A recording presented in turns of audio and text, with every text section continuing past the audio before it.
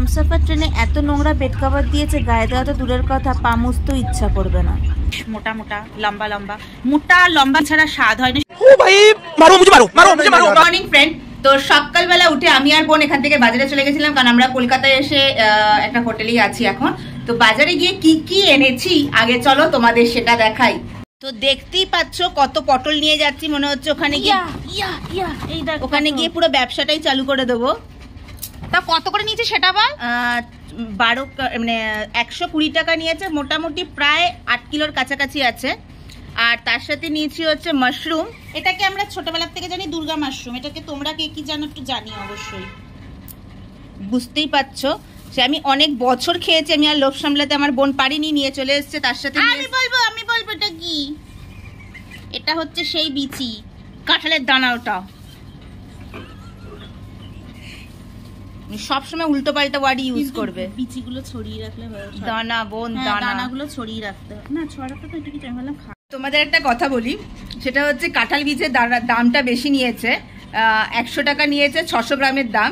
ওর জন্য 4টে কলা চেয়ে নিয়ে এসছে, যাতে যেইটুখানি বাচ্চা হয় সেইটুখানি করার জন্য। তোমরা কন্টিনিউ যারা ভিডিও দেখো তোমরা জানো, ব্যাঙ্গালোরেও বল ছাড়ে না, ধনে পাতা পুদিনা পাতা কিছু না হলে কারি পাতা না হলে ভাবো বলবে 10 টাকা তুমি লঙ্কা দিত, কিছু না কিছু ফ্রি আনবেই ও। তো এই অভ্যাসটা এখানেও তো আর আছে, কিছু করার নেই। তো দেখো আরো কি কি এনেছি। এখানে এনেছি 100 গ্রাম 50 টাকা নিয়েছে, ওর জন্য গুনে গুনেই আনা এটা একদম, এটা মিঠুনের জন্যে। আর নিয়ে এসছি গন্ধরাজ লেবু আর আমরা কিপটে করে এনেছি। আর এখানে দেখো রয়েছে প্রচুর লতি, সব ছড়িয়ে দিয়েছি এসিতে, যাতে ঠান্ডায় ঠান্ডায় থাকে, যখন যাব যাতে কোনো প্রবলেম না হয়। আর লতিগুলোর সাইজটা দেখো, বুঝতে পারছো আশা করি, রোগা লতি একটাও নেই। তোমরা লতিটা দেখতেই পারলে কেমন ধরনের লতিটা এনেছি, বেশ মোটা মোটা লম্বা লম্বা। মোটা লম্বা লতি ছাড়া স্বাদ হয় না, সরু লতি স্বাদ হয় না। আর মোটা মোটা জিনিসগুলো খেতেও ভালো লাগে, তো জাস্ট খাবো যখন এরকম লাগবে। তো আমরা তো বেরিয়ে পড়েছি, হাওড়া স্টেশনের দিকেই যাচ্ছি সব লাগেজ নিয়ে। আর মিঠুন ওখান থেকে নবদ্বীপ থেকে আসছে, তো ও কতক্ষণে পৌঁছাবে আমিও জানি না।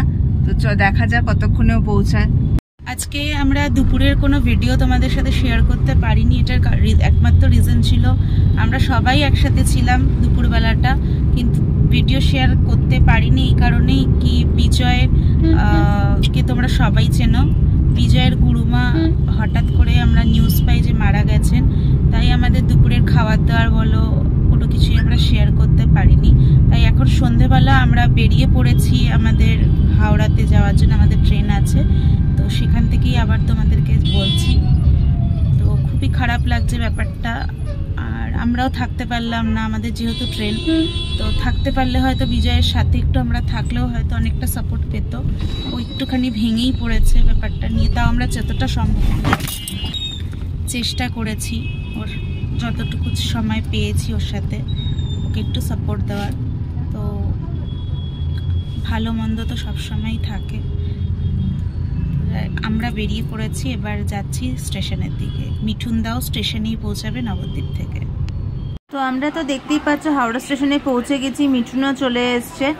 আর দাঁড়িয়ে আছি এখনো অবধি, ট্রেনের কোনো ব্যাপার নেই, 11:30 বেজে গেছে।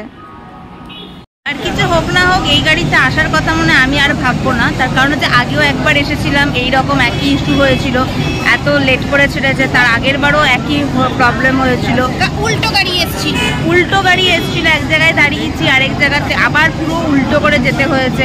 আর বেশি সময়ও ছিল না, মানে 10 মিনিট গাড়িটা দাঁড়িয়েছিল, ওর মধ্যেই দৌড়াদৌড়ি সব লেগে গেছিলো। তো এই রকম যদি এদের ব্যবস্থা হয়, আমার মনে হয় না কিছু বলার আছে। খুব খিদে পেয়ে গেছে, এদিন খাবারটা বার করতে না পাচ্ছিলাম না, তো তার জন্য মঞ্জিনিস থেকে যেগুলো কিনে নিয়ে গেছিলাম সেগুলোই আমরা তিনজনে নিচে বসে সব খেতে বসে গেলাম, কারণ খিদে প্রচণ্ড পেয়ে গেছে। এদিকে ট্রেন এখনো অবধি এসে পৌঁছায়নি। তো দেখতেই পাচ্ছ পুরো 1 ঘন্টা লেট ট্রেন। তো আমরা অ্যাটলিস্ট ট্রেনের মধ্যে উঠে লাগেজ ট্যাগেজ ঠিকঠাক করে রেখেছি, এখনও ট্রেন ছাড়েনি। মিঠুনের মুখ তো দেখতেই পাচ্ছ বিরক্তিতে হয়ে গেছে, আমার বোনের অবস্থাও ঠিক একই রকম। আর এদিকে প্রচণ্ড খিদে পেয়ে গেছে। তো আমরা এখানকার ফুড কোর্ট থেকে কিছু খাবার কিনেছিলাম, রুটি, ডাল ফ্রাই। তো সেগুলোই এখন খাওয়া দাওয়া করব।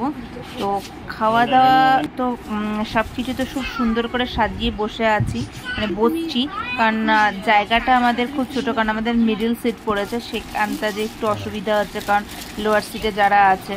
তো যাই হোক, তাড়াতাড়ি চটপট করে আমি আর বোন খেয়ে নিচ্ছি। বোন মুখটা হাঁড়ি করে আছে, একটু কিছু ভালো লাগছে না। পর্ব মিটিয়ে যখন শুতে যাব তখন দেখো এখন সিল করা প্যাকেট মিঠুন ঝগড়া করে চেয়ে নিল, কারণ একটা প্যাকেটও সিল করা ছিল না, সবকটা প্যাকেট ওপেন করা ছিল। আর এত নোংরা, বেড কভারগুলো দেখতে পাচ্ছ পুরো নোংরা লেগে আছে। এই ফ্ল্যাশ লাইটটা অন করেছি বলে কতটা ভালো করে বোঝা না গেল, পুরো ছাপ ছাপ যে নোংরা থাকে, ফুটস্টেপ পর্যন্ত বোঝা যাচ্ছে, তার মানে ওরা কোনো রকম পরিষ্কারও করে না। তো রাত্রিবেলা আর কিছু করা গেল না বলে যতবার বেড কভার চেঞ্জ করতে গেছি কিছু না কিছু বেড কভারে দাগ ছিল, তো এইভাবেই শুয়ে পড়েছি। এখন সকালবেলা উঠে আমি আর বোন আগেই উঠে পড়েছি, কারণ যখন উঠেছি উঠতে লেট হয়ে গেছে, তখন ব্রেকফাস্ট আর আসছিল না। ওর জন্য যেগুলো মঞ্জুরিস থেকে কিনেছিলাম স্যান্ডউইচ, সেগুলোই আমি আর বোন এখন গপ গপ করে খাচ্ছি, কারণ খিদে প্রচণ্ড পেয়ে গেছে। আর মিঠুন এখনও অবধি ওঠেনি। আর তারপর ওইগুলো ছাড়া এখন মনে হচ্ছে না অন্য কিছু আর খাই, ওগুলোই খেয়ে নিচ্ছি তাড়াতাড়ি। তো বোন দেখো আবার খেয়ে দে উনি রীতিমতন আবার ওপরে উঠে বসে পড়েছে, মানে শুয়ে পড়েছে আর ফোন ঘাটছে। এখন মিঠুনকেও আমরা ভয়ে ডাকতে পারছি না, কারণ মিঠুন উঠলে কি করবে কি না করবে জানি না। একজন তো মিডিলে শুয়ে শুয়ে ঝুলছে, আর একজন এখন বসে বসে ঝুলছে। আমিও ওর কোলে মাথা দিয়ে একটু শুয়ে পড়েছি, আর ও এমন জোরে জোরে হাসছে, সত্যি কিলবিশি লাগছে। তো এরই মধ্যে দুপুরের খাবারও চলে এসছে। আমরা দুপুরের খাবারটা দেখাতে পারিনি এই কারণে, কারণ আমরা মিডিল বাথের মধ্যেই 3 জনে খেতে হয়েছে, কারণ যারা লোয়ারে ছিল তারা ওঠেনি, তো ওর জন্য খাবারটা দেখানো আমাদের পক্ষে পসিবল হয়নি। মিঠুন ওপরে খেয়ে নিয়েছে, আমি আর বোন মিডিলে খেয়ে নিয়েছি। তো এখন খাওয়া দাওয়ার পর্ব শেষ করে সন্ধ্যের দিকে বোন আর মিঠুন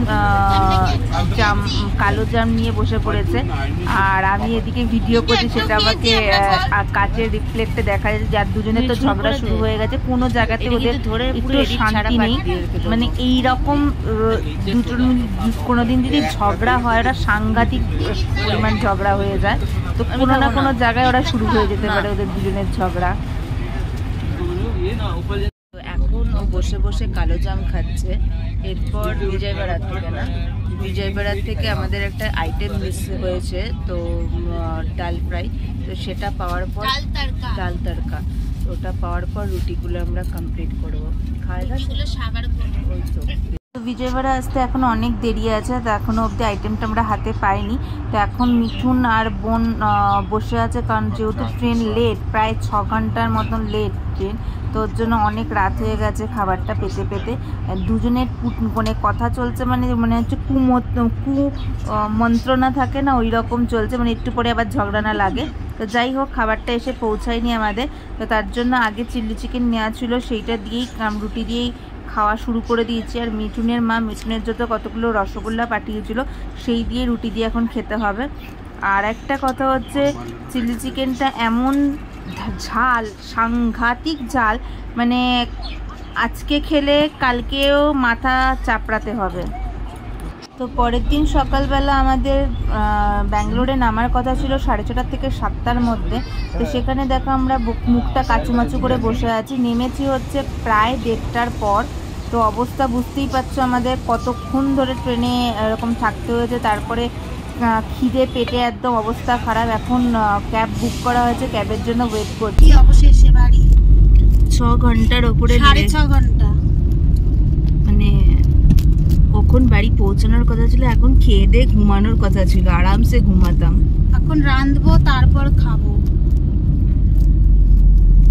কিছু। কালকে চিলি চিকেন খেয়ে পেটে কম করছে, আর বাইরের খাওয়ার অভ্যেস নেই। আর কালার ছিল, আর এখানে কালার, ফুড কালার ইউজ করে। আমরা আগেও বলেছি ফুড কালার তো খেলে একটা ইস্যু হয়, তো প্রবলেম হয়েছে। তারপর আবার ট্রেন লেট। যাই হোক, এখন বাড়ি আগে যাই, আগে খাওয়ার ব্যবস্থা করি, ফ্রেশ হই, তারপর তোমাদের সাথে শেয়ার করছি, মানে কি শান্তিতে এসছি। তো অবশেষে বাড়িতে পৌঁছে গেছি। যেটা আসার কথা ছিল ভোরবেলা, এখন 3টে বাজতে চলে। তোমাদের দেখাচ্ছি, দেখো আমার আর শরীর আর দিচ্ছে না, চোখ মুখের অবস্থাও দেখতে পাচ্ছ, পুরো একদম কেরোসিন হয়ে পড়ে আছে। তো তারপর আবার রান্না, বোন তো তাড়াতাড়ি গা ধুয়ে রান্না বসিয়ে দিয়েছে, মানে বসানোর আয়োজন করছে। তো আমরা সব লাগেজ টাগেজ তুলে এখন মিঠুন গেছে, এরপর আমি ফ্রেশ হতে যাব। দেখো আগে কটা বাজে, কখন আসার কথা ছিল আমাদের, মনে হয় 7টার মধ্যে বাড়ি পৌঁছানোর কথা ছিল। 8টাও বাজে না কোনোবার, 7:30টার মধ্যে পৌঁছায়, সেখানে 3টে বাজতে চলে। 3টে বাজতে চলে। দেখো এখন সবে বাড়িতে পৌঁছালাম, এবার কি অবস্থা হচ্ছে আমাদের শরীরের ভাবো। এদিকে দেখো বোন সব সবজি টবজি নিয়ে দেখছে কোনটা ভালো আছে নাকি খারাপ হয়েছে, কারণ যখন আমরা বাজার করেছি তখন তো প্রচণ্ড বৃষ্টি ছিল, তো বৃষ্টিতেও তো সব সবজি ভিজে গেছে একটুখানি। তো শুধুমাত্র কাঁঠাল দানাটা একটুখানি নষ্ট নষ্ট হয়েছে, ওটাই দেখে নিচ্ছে, বাকিও সব কিছু ভালো করে দেখছে ঠিক আছে নাকি। তো ভিডিওটা আজকে এখানেই শেষ করছি, তোমাদের সাথে দেখা হচ্ছে অন্য একটা ভিডিওতে। ভিডিওটা ভালো লাগলে লাইক কমেন্ট শেয়ার করে দিও, আর ফেসবুক থেকে দেখলে প্লিজ ফলো করে দিও। তো টাটা।